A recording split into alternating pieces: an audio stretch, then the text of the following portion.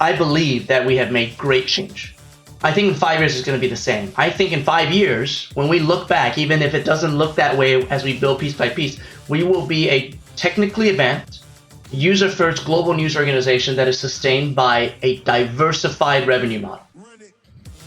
Welcome to Analyse Asia, the premier podcast dedicated to dissect the pulse of business, technology, and media in Asia. I'm Bernard Leong, and media outlets in Asia are now in the midst of the next technological evolution with Web3. And today, I have an important guest, Gary Liu, Chief Executive Officer of South China Morning Post, or SCMP, to tell us about their digital transformation journey and where they are heading. Hi Gary, it's great to see you again after we have chatted 3 years back in person when you were in Singapore. How have you been doing? Oh, I've been doing okay. It's good to be with you again. I wish we were doing this in person. Same here. I wanted to ask, since our last conversation, I guess there's a lot of changes in the world going on, and one of the biggest change was the relationship between the United States and China have deteriorated with the emergence of the COVID-19 pandemic. What I'm more interested to know from your perspective, where do you see the future of the South China Morning Post and its place to bridge the gap of understanding between the Western world and China? I think from the last time we spoke, the only thing that has really changed is that the SCMP's role in, as you put it, being a bridge between the Western world and China, that role has only gotten more important. 3 years ago, we were talking about a risen China that was impacting the world in large ways and small ways. But there were plenty of people around the world who were not convinced of that. They were not convinced that China mattered all that much. If you're outside of Asia, why should I pay attention to China? Many people paid attention to China only as this faraway boogeyman at times, or this topic of exotic interest, which is odd considering that 3 years ago was 2019, and we should have been, as a world, much more cognizant at that point, much more advanced in our global understanding. But that was still, frankly, the way that China was being treated. I'm not talking about for insiders, China watchers, business leaders who operate in Asia. I'm talking about just the general public around the world. But in the last 3 years, in the Western world, China has become front and center, a topic, a country, a people that cannot be ignored. Unfortunately, it's because of a lot of bad things that have happened, including the pandemic, but also because people are realizing that the prices of their groceries in their local store in the Midwest is impacted by what China does. Their local stock markets or their local policies, social policies, sometimes political platforms of the candidates that they're voting for, all of these things are being impacted by what's happening on our side of the world. So SCMP's role, which has not changed, to provide all of the information that people around the world need to better understand China, the good, the bad, the ugly, everything in between, so that they can make the right and informed decisions for themselves, for their constituents, of your politicians, for their businesses, of your leaders, for their students and schools, of your educators, whatever it is. That information, the need for that information has only grown. And the importance of objective reporting on China, comprehensive reporting of China, has also only increased. So the short of it is that I believe the South China Morning Post is more important now than it has ever been before. That the bet we made, frankly, founders made 118 years ago, but in this round, in this phase of transformation, we made starting 5 years ago that this news organization can and should be a global news organization. That bet has paid off. The shift of gravity has played out exactly as we had discussed 3 years ago. So the evolution of being still an institution of trust to provide the information to help the world to bridge their understanding of China still stands as it is. That's correct. That has not changed. So today I got you here because I'm very curious to learn a lot more about SCMP's digital transformation journey. I think since your appointment as the CEO of SCMP, you have betted on using technology to power the digital transformation of the paper itself. To start, how was the early days like? For example, in assembling the team and building different digital components that had led to its current state? Okay, that's a great question. If you don't mind, Bernard, I'm going to back up probably half a step from your question and talk a little bit about the stages of change, because I think it's really important to understand, at least from my perspective, the stages of change to better understand what SCMP has gone through over the last 5 years. So I believe that company growth and transformation is a part of growth or a way to growth. It generally always happens in phases. It's really hard to sustain growth and certainly hard to sustain transformation continuously without an end in sight. And these phases always have similar patterns. The pattern that I've observed over and over again, not only at the Post, but at different companies before the Post, there are really 4 different stages of a growth or transformational phase. To me, those are 1, diagnose and strategize. 2, evangelize and recruit. 3, experiment and learn. 4, focus and scale. Okay, so very briefly, those 4. The first one, diagnose and strategize. You want to understand where your company, your team, whatever it is, where it is situated, the assets that it currently has, and you want to know exactly where you want to go. And you build out a plan from A to Z, right? Or for some people, maybe A to B, A to C, whatever it is. You diagnose and you strategize. The second stage is evangelize and recruit. Now you're telling the story. You're explaining why change is necessary and how you are going to accomplish the change and what the end of that journey is going to look like.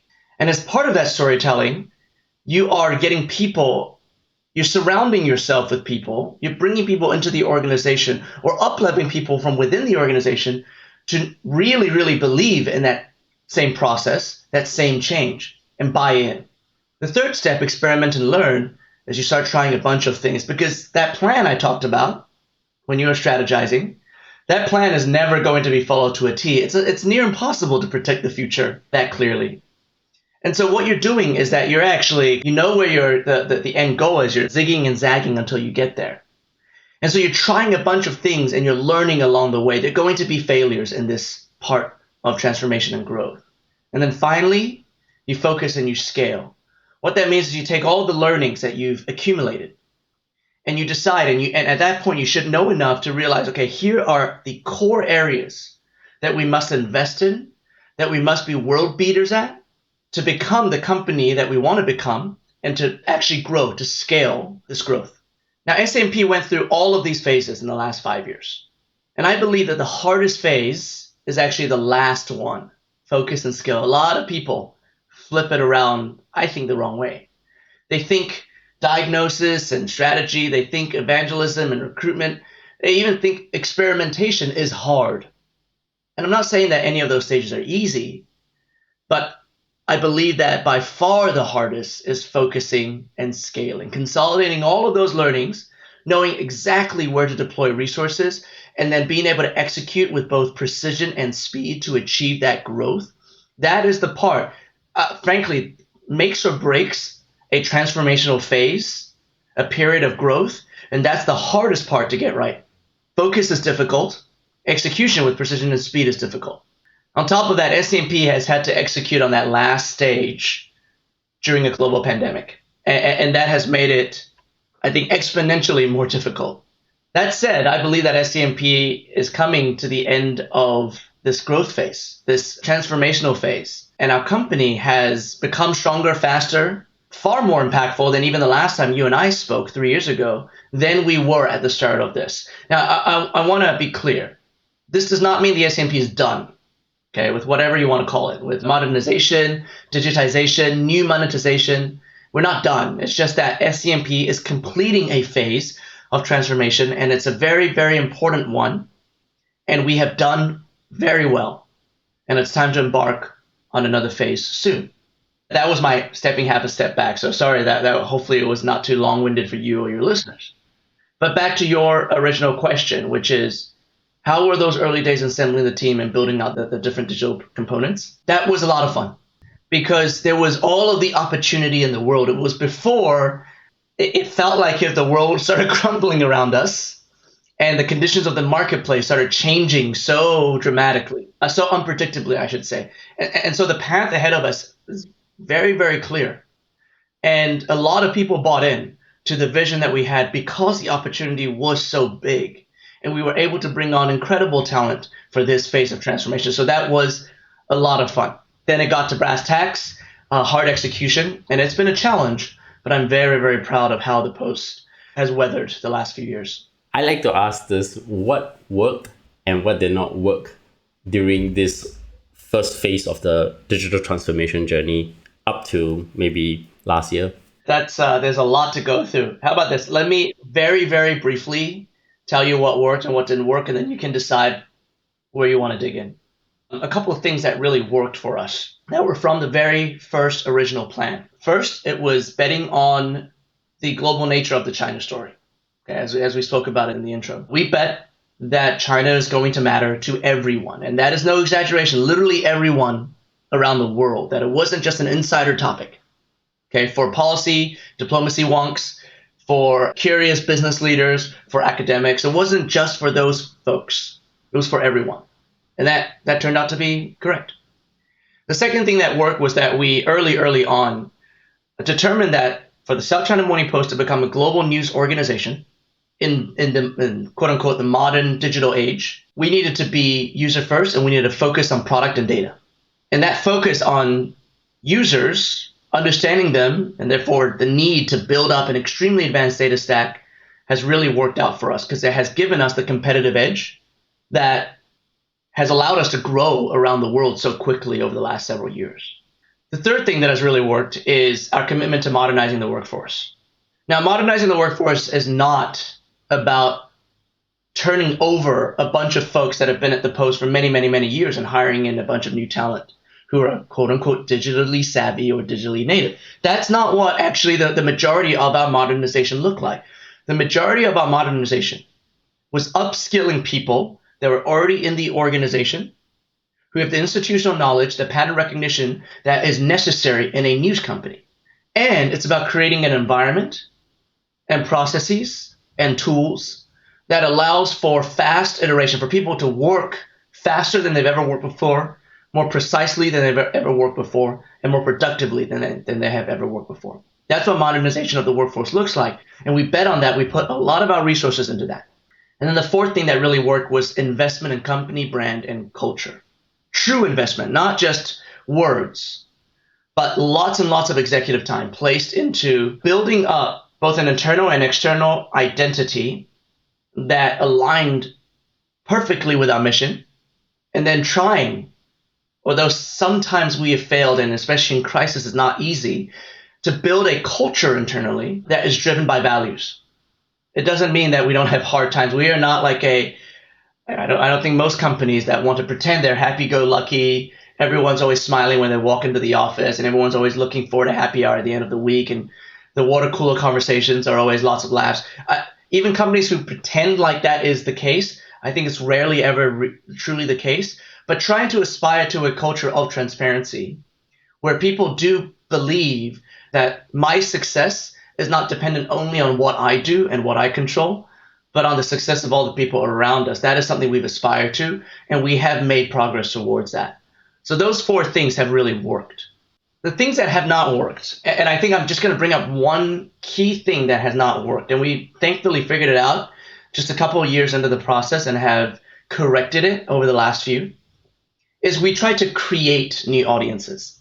Okay, and what I mean by that is we put a lot of effort initially to build sub-brands underneath the South China Morning Post umbrella and use those sub-brands to convince readers around the world, new readers around the world, that China matters. So effectively, we were trying to force a product market fit, and that did not work. What ended up working was that naturally, because of what was happening in the world, people started being curious about China. And when they started being curious, it was our core product. The one that we thought originally, was too old school and staid of a brand and problematic for people who don't know us. It may sound really, really foreign because we're called the South China Morning Post. It was that core brand that people found and then latched onto and trusted when their native curiosity rose up.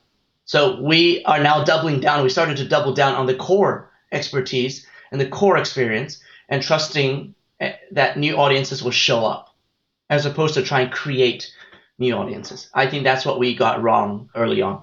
What would you have done differently given that part didn't work out? Would you have just started to really focus on the core brand? But I guess the experimentation is also part of the fun in trying to make the change, right? It is a really interesting question. Would I have done anything different? Should we as a company have done anything different? I mean, yes and no. I think the part that we should have done differently was we should have taken a middle ground of trying to build out new brands and new products within an existing business.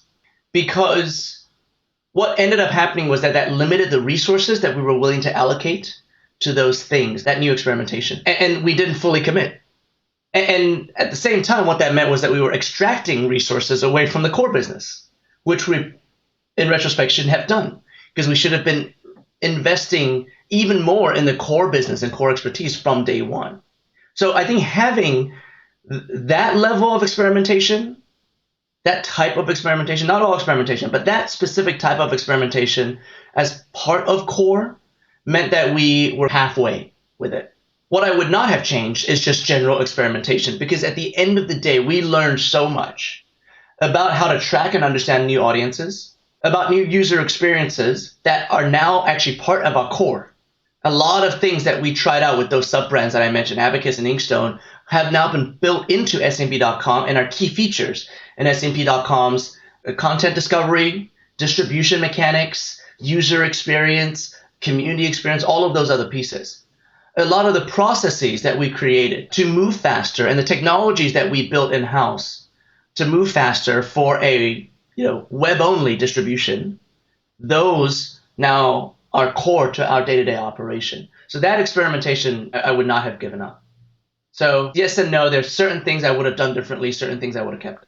Upon reflecting about your point on what worked, it suddenly dawned on me that most digital transformations usually work if the focus is on people rather than the technology, or changing processes across. I guess from your point of view, because I think I've also done a similar digital transformation with Singapore Post as well, in terms of thinking about people being the center of it. Do you think that it's actually not that hard to do digital transformation, because the real part of it is actually getting the culture ingrained and moving people along? Because I always have this point of view that everyone loves transformation, but they hate to change.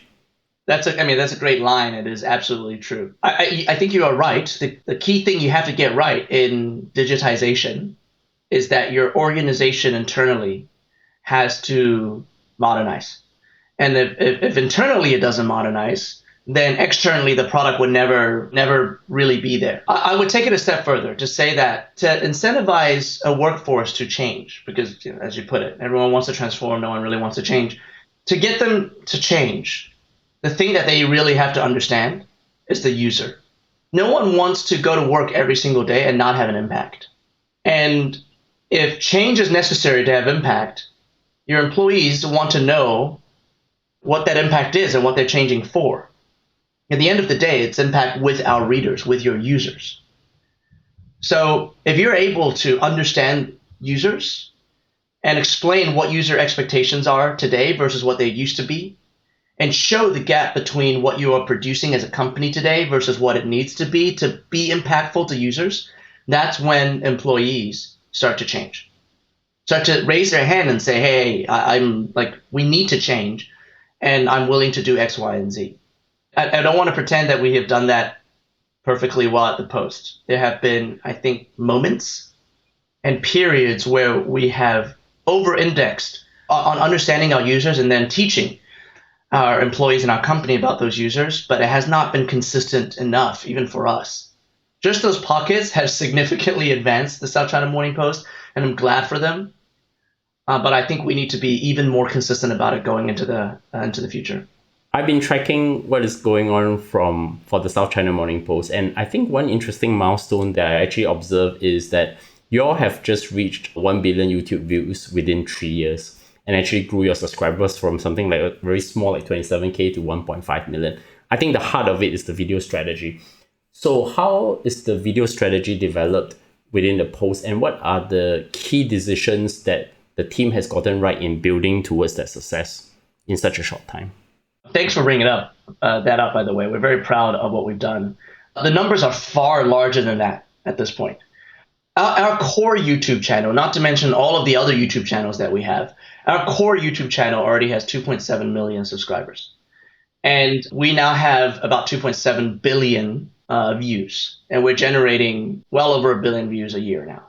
The video success of the South China Morning Post has been, I think, going back to exactly what I just mentioned, I think it's because we understand who the user is.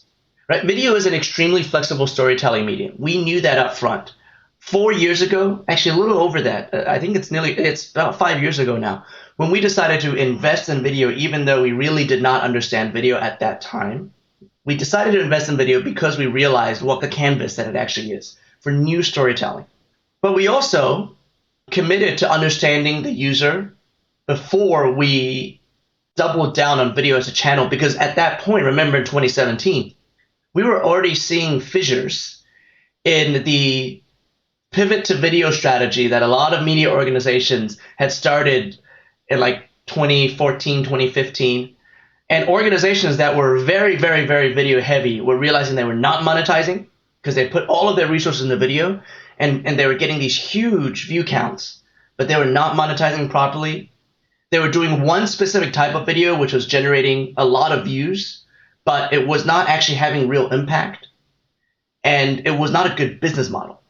So we resolved to invest in video as a new storytelling canvas, but to really understand the user. And so what we did was we realized that there were multiple different use cases for video, many different personas who want to consume content and news on video. And a lot of times, some of those personas only wanted to consume on video. Other times, they wanted to be a supplement to other forms. And so our video production became varied. If you look at our YouTube channel today, you'll see all sorts of video. There are short compilations of wire or UGC videos with text overlays that are built specifically for social distribution. You don't even need to turn on the sound to understand what's going on. There are beautifully shot experiential videos to take you into the countryside of China or to the street markets of Southeast Asia. There are long-form documentaries that go deep into complex issues about the development of the world, and especially this part of the world. We have talk shows, we have live streams, we have all sorts of different types of video. And our success is because we realize there isn't a single video audience. And we are creating for all the different types of video audiences. We even built a studio specifically to serve a variety of needs. We never had that much budget to build the kind of studio that some of our other news peers around the world, even in Asia, have. There are news organizations in Singapore that have incredible studio operations and studio facilities. We have a very, very small studio in our Hong Kong office. But that studio was custom built to serve a variety of needs because we realized that there were many different personas and we have picked a few that we wanted to serve. That, I think, has been core to our video success, understanding those users. If I double click a little bit more onto the video strategy, is it important to just focus on one channel before you start going horizontally across the different channels? I mean, today could be YouTube, but then you can think about things like TikTok, all the other platforms out there. I'm not sure I have the most informed answer to that. The way that the SCMP has operated is that the vast majority of our resources has gone to a single format of video. It's not a single type, it's a single format. And what I mean by that is effectively we produce for YouTube. That those videos can be cut for other distribution channels, but we're focusing on producing the best possible video. It's a specific format. It could be short form, it could be long form, it could be sound with text overlays and no voiceover, it could be floating heads, it could be a bunch of different things, but it's the same format. What people get wrong is that they think they can do it all. A single video team can do it all. Listen, if you have a company that has 100 people in your video department, maybe you can do YouTube, you can do custom Instagram videos, You can do Snapchat and all of those vertical formats, IG stories, stuff like that. YouTube has their own format now. You can do all of these different formats and do all of them well. We don't have that size of a video team, so we decided to commit to doing one format really, really, really well, and that has paid off for us. Have we missed opportunity on other channels? Probably. But for now, I think we're satisfied with winning with one specific format. I would say that really aligns with what you mentioned earlier about focus and scale, right? Because first, by focusing on one channel, you could actually really double down and really making sure that you're really good in this, whether it's across Asia or across the world. Well, I want to be clear. When I say that we're focusing primarily on one format, I mean, you are going to see SCMP experimentation in small pockets and other different formats, but we're focusing primarily on one format. It doesn't mean we're limited to one channel. Right, on Facebook now, I think we have like north of 4 million followers or something like that. And video distribution on Facebook does really, really well for SCMP as well. But if you talk to the video team and ask them what channel they are focused on, they will say YouTube. And the reason is because the connection with the user is much more direct on YouTube than it is on Facebook today. But it doesn't mean that we're willing to give up Facebook as a distribution channel, because it also plays well for us. But the format remains. SCMP's premier format is, what you can imagine is the letterbox, not the full like widescreen movie letterbox video, with high quality production. I enjoy watching some of these videos on your app. So when we last spoke in person, you were in Singapore. That was before the pandemic. There were very clear indications that you're setting to expand your footprint across Southeast Asia. Did the pandemic actually slow down the expansion plans, and is it the intent still towards geographic expansion of South China Morning Post across Asia Pacific? Interesting question. I think very honestly, yes, the pandemic did impact parts of that plan. And I want to be clear. I want to make sure that we're on the same page and your listeners understand what I mean when I say that we wanted to grow across Southeast Asia. There were two ways that we wanted to grow, and that I should say we are growing. The first is we have a lot of readership in Southeast Asia. A third of our audience comes from Southeast Asia. And that is because, frankly, China impacts everything that happens in Southeast Asia. One of the key issues for Singapore, Malaysia, Indonesia, the Philippines, and then now into South Asia, India, Pakistan, Bangladesh, one of the major issues for all of those places is their relationship with China. And more folks from Southeast Asia, just like the rest of the world, want to read about China, understand China. On top of that, the soft side of China, the soft power side of China, is that Chinese culture, talking about like popular culture, is now deeply impacting the rest of Asia as well. It's not just Korean soft culture anymore, it's Chinese as well. And so there is far more interest around Southeast Asia for SCMP's reporting. So we wanted to grow that audience, but at the same time, we wanted to make sure that we did not report that story, especially the foreign relations diplomatic story, only from China's point of view.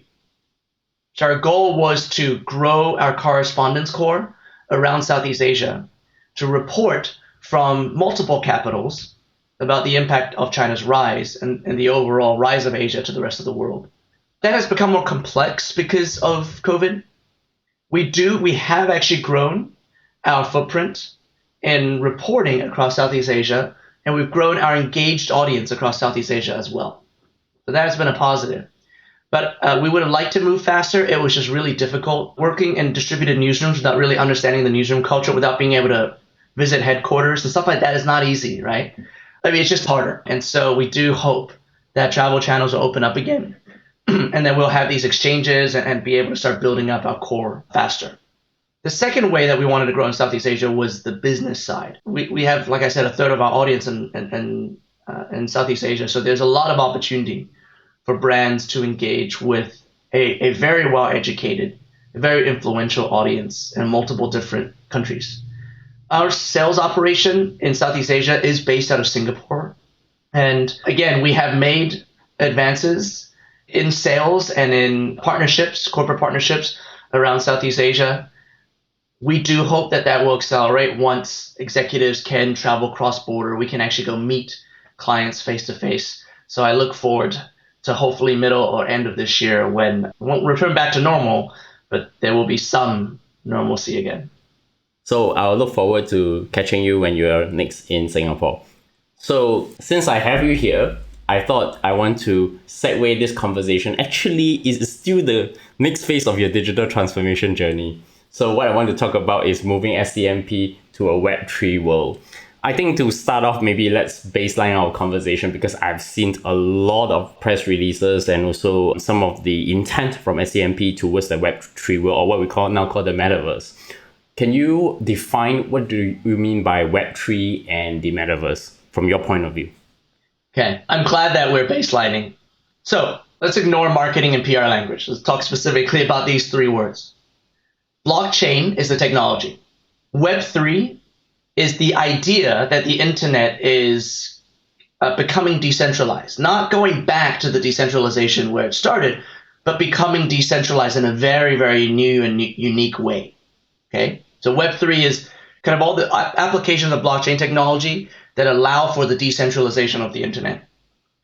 The metaverse is also an application of blockchain technology, but specifically the applications that create a digital world, not always virtual, just a digital world, where real-world concepts of value and scarcity can provably exist. Okay, so real-world concepts of value and scarcity mean that my digital assets and the effort I put in to building my presence or my identity in a digital world can have actual value. And that's why I can choose to exist much more fully in this quote-unquote metaverse. That's the distinction in my mind between those three terms. Blockchain, the technology, Web3, decentralization of the internet, and a metaverse is a digital world where value and scarcity can provably exist.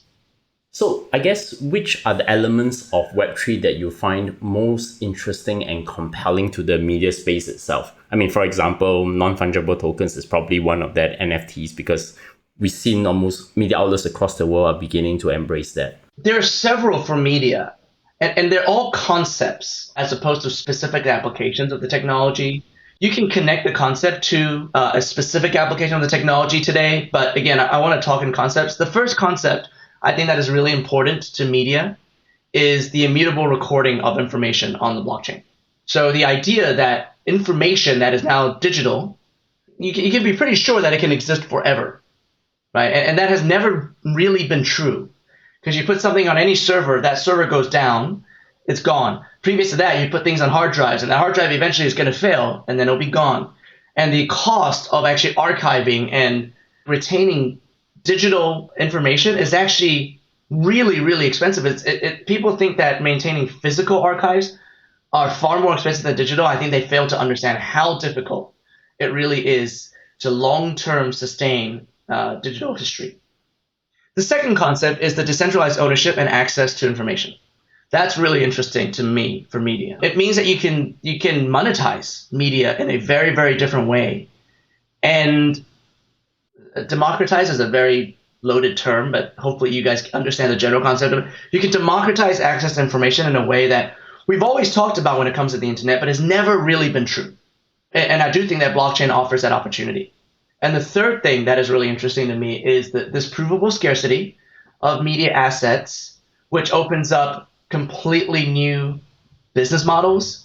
It opens up completely new creation dynamics. It opens up completely new community dynamics.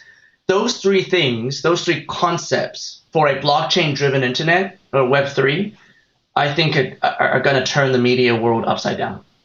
And you're the CEO of a media outlet, but you also have a pretty strong technology background before you joined SCMP. How do you think about your strategy for SCMP with Web3 being a potential disruptor to both the tech and media space, moving from a centralized world to a decentralized world, or maybe even more? Okay, so yes, I absolutely do believe that it will be a disruptor, but I think we're just the tip of the spear. And let's be honest, I think that there are already other tips of spears that have punctured holes that we're kind of following through. But I think in Asia, I hope that the SCMP will be a tip of a spear. And at the very least, introduce concepts that other news organizations, news executives can wrap their head around, maybe introduce applications that they can actually also use to experiment so that the overall adoption of decentralized technologies, blockchain technologies in Asia's media space is faster, more effective than I think our regional transition to digital media was. So that's why when you hear the South China Morning Post talk about our present blockchain efforts, specifically Artifact, it's about setting a standard. It's not about building something that is just for SCMP. In fact, that has not been any part of our messaging. It is about building something that can be used by all of our peers and many other historical institutions, cultural institutions around the world. Our goal is to provide a framework and protocols and platforms that allow other people to move into this new world, or to at least experiment in this new world relatively quickly. Since you mentioned Artifacts project by the SCMP actually relates to NFTs as well. In fact, there's also a white paper written on the project too. Can you tell my audience what's the inspiration behind this project? Yes, absolutely. The South China Morning Post has had multiple years of quote-unquote history with blockchain. And what I mean by that is that we have been studying the evolution of DLT for, at this point, about 4 years. And multiple times over those last 4 years, we have very seriously considered pulling the trigger on blockchain projects. And the reason is because we became convinced that blockchain technology will impact the media space, and we didn't want to be late. We ended up still being a little bit late, frankly, but we never pulled the trigger on those projects previously because a lot of them, and most of them, had to do with decentralized authentication of information. And blockchain technologies, even today, and the communities, and frankly, niche communities that have fully adopted blockchain technologies are still not enough, and they still don't provide enough of a global perspective that we believe the centralized authentication of information is a good thing yet. It will get there. That's why we never pulled the trigger. But the NFT, the non-fungible token, the rise of that technology over the last few years, especially the explosion of that technology in early 2021, gave us an incredible new opportunity because of that provable scarcity of digital assets. It creates new business models. It creates new ways to engage a global audience, and also new ways to immutably record information so that it can't ever be destroyed. All of those three things matter to us as a news organization. I mentioned that before. NFTs provide us an opportunity to do all three. So we decided last year that we wanted to try and quote-unquote tokenize, or take parts of our archives and make them into NFTs. But as we started digging into it, we could have done what everyone else did. And there are many news organizations that moved much faster than we did and have already minted a lot of NFTs and actually made quite a bit of money, especially during the craze phase. We decided not to do that because when we looked at the NFT technology that exists today and the platforms, specifically the markets and the exchanges that allow for NFT trade, we realized that those markets and the NFT standards that are built today were not built for meaningful historical assets, for things that really required context to sort of tell the story of significance and therefore to be able to secure its value, long-term value. Specifically, there was no standard for metadata for historical things. NFTs have generally been new creations. And so what mattered in the metadata was who created it, when it was created, and then kind of the order of transaction and the provable scarcity. But all the previous history of pre-creation, the context of everything that led to that moment that was captured, metadata did not serve any of that, and no marketplace in the world serves that need. For historical NFTs to have sustained value for collectors, right, that today operate in a very traditional world, to move onto the blockchain and start trading, buying and trading, and then therefore adding greater value to the overall ecosystem, we needed to solve for that. And so we decided to build a standard ourselves because it didn't exist. That was what we were looking for when we decided to NFT our parts of our archives. The standard did not exist, so we decided to build that. So that's the genesis. So the Artifact project, very simply put, is SCMP designing a new metadata standard specifically for historical NFTs. We're designing it with a council of experts from multiple different industries that are all experts in different verticals, different sectors on capturing and preserving history. Many of them are experts on preserving history digitally, and they're helping us create this metadata standard. We are then, as SCMP, going to offer up parts of our archives as the guinea pig. We're dog fooding the standard. And so we are going to be dropping the first NFTs that have this new artifact metadata standard. That's dropping at the start of March. Once that's dropped, we expect that over the course of the next year to bring on other cultural and historical institutions to mint NFTs from their assets, which also have this specific metadata standard. And then suddenly, you're going to have a world of historical NFTs that are all connected to each other by the same metadata standard that can be traded on specific marketplaces, in plural, that support this metadata standard and are always going to place these NFTs and assets within the necessary context to truly understand their significance. So how does the Artifact provide that standard in recording history, given that it is a metadata standard and also a smart contract for the historical NFTs itself? Yeah, so very simply, technically, the metadata standard we've set out, and it's been published. So you can consider the standard itself, technically, the taxonomy to be open source, but that is actually built into the smart contract.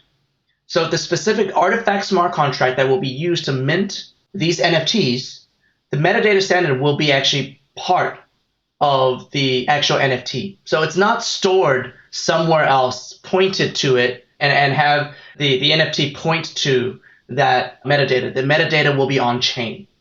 That to us is really, really important and part of the reason why we ended up choosing Flow as our launch chain. How does the Artifact standard then define the historical significance of an asset? Example, right? Say like in Hong Kong, 1997, the handover back to China. That's a very significant event. You probably have some record, some article on it. How does the Artifact standard actually define that historical significance and for that specific asset? So maybe it could be a picture. So this was a huge philosophical debate for us as we were first putting together the standard on whether or not we wanted to explicitly define historical significance. Where we landed, Bernard, is that we want the issuers, right? The people who are the guardians of these assets who have decided that they want to tokenize them and make them into NFTs. We want those experts to be able to suggest significance, but then we really wanted the community, the people, to actually finally define it. So the way we've gone about it is this. The metadata standard itself, in the metadata itself, there is no significance field. All there is there's context. You are able to, in the metadata, define all the people, the places, the entities that are associated with this asset. You're able to define its provenance. You're able to actually editorialize, right? Write both short and long descriptions that you as the expert want to attach to this NFT. Okay, that's immutable. That's on-chain. And then you as an issuer can also decide on its scarcity. So that is you suggesting how historically significant this asset is. In some ways, you can decide its scarcity. Something that is really, really, really historically significant, I may only release 5 editions of this NFT, maybe even 1. But something that is less historically significant, but I still think people are going to want to own for nostalgia or for personal significance, whatever it is, I may release 10,000 editions. Right? So I can suggest it's historical significant. But at the end of the day, its actual significance, I believe, will be decided by buyers and the community. And that significance will be expressed through its price, through how it's traded, right? How many people want to own it. And all of that context, that metadata, will help people discover assets that they believe are historically significant and drive a marketplace, right, of transaction. So that's what's really interesting to me about this project. And I just want to dive into one interesting aspect of the artifacts, which is the choice of using the Flow blockchain, which you will release historical news archives as NFTs. For those who do not know, Flow is a layer one blockchain that delivers the NFTs like CryptoKitties and NBA Top Shots. My question would be, what is the motivation behind the choice of using Flow? And will you consider other blockchains, for example, Ethereum, Binance, or even Solana, that's actually currently quite popular with NFT creation as such? Or it's just a question of trying to get it right with the first blockchain? Let me answer your question a little bit backwards.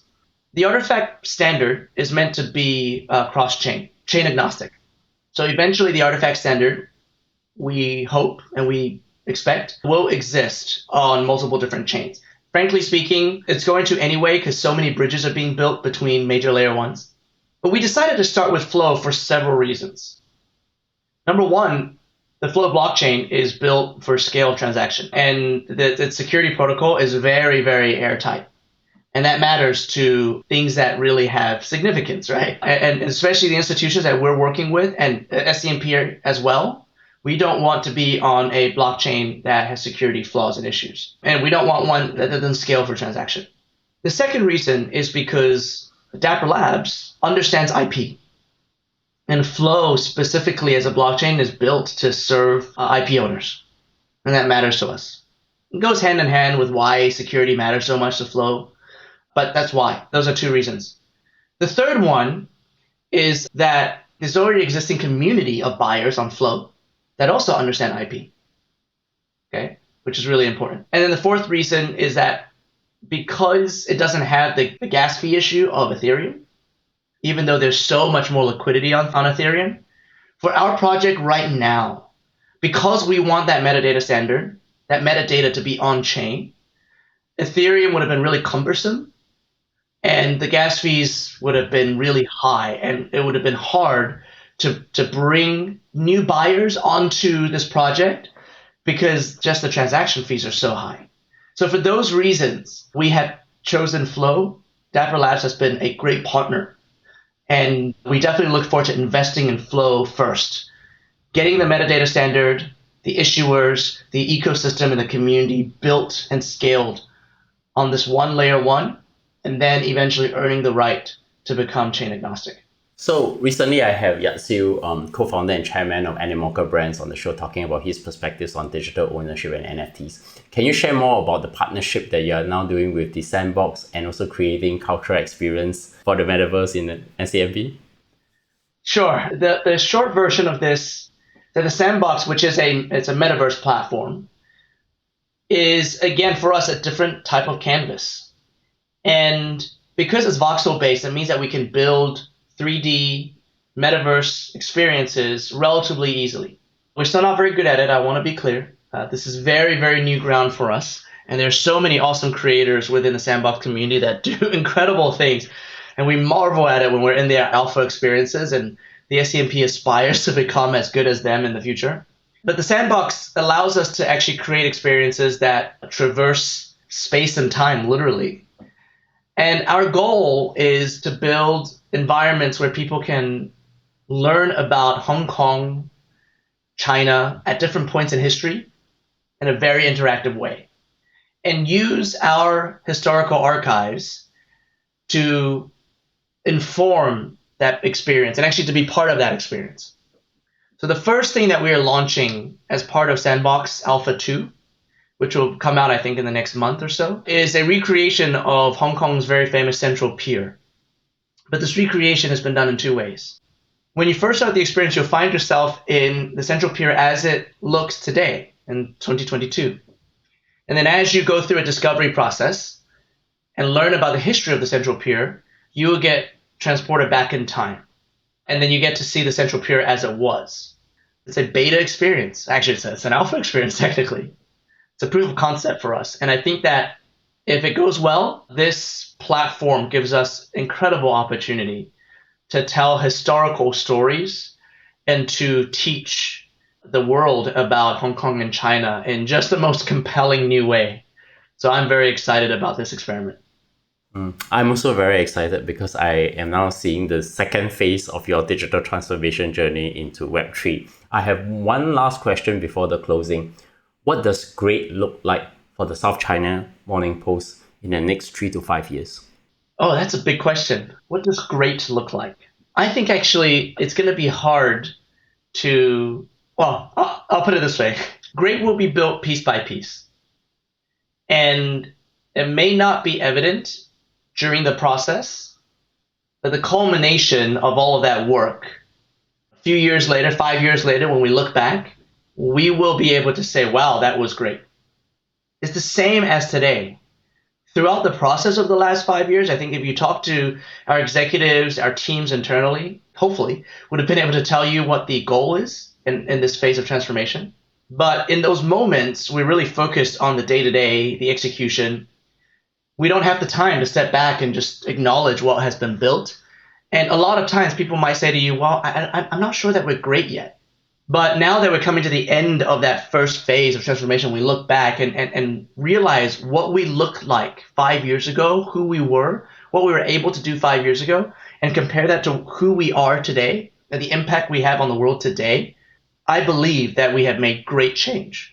I think in 5 years it's going to be the same. I think in 5 years, when we look back, even if it doesn't look that way as we build piece by piece, we will be a technically advanced, user-first global news organization that is sustained by a diversified revenue model. And that is the important evolution. Yes, we're already technically advanced, especially compared to our regional peers. We're already far more user-first than we were 5 years ago. We are already a global news organization in a way that we were only dreaming about 5 years ago. And all of those three pieces are going to advance even further in the next 5 years. But the key change is that we will be a sustainable news business. That is going to require diversified revenues, revenues that we have invested in over the last several years, and we are now starting to build up to find that J-curve of scale. So in the age of the metaverse in 5 years, that may not sound ultimately sexy, Bernard, to you or your listeners, but I think that it will be deeply impactful to the world if the South China Morning Post is able to achieve that sustained level of greatness. And I look forward to talking to you about that the next time around on this. So Gary, many thanks for coming on the show. And I only have two very short questions to ask. In closing, any recommendations that have inspired you recently? This is going to sound really kitschy, but read the South China Morning Post. This is a really, really hard moment in history to do journalism. Anywhere in the world, especially difficult to do journalism correctly and comprehensively about our part of the world. And I am legitimately inspired by the work of my colleagues every single day. If you read the South China Morning Post every single day, not only will you learn so much and understand a complicated part of the world so much better, but you will see the effort of this incredible newsroom, of this incredible organization. And yeah, I'm a little bit biased as the CEO, but I really do think our readers, people around the world, if they read the South China Morning Post, they'll see that same inspiration. And how can my audience find you? Thanks for that tee-up, www.scmp.com. And definitely you can find us anywhere in any podcast platform and just give us a 5-star rating and write us a review. Gary, many thanks for coming on the show and I look forward to speak to you soon. Thank you so much. Run it.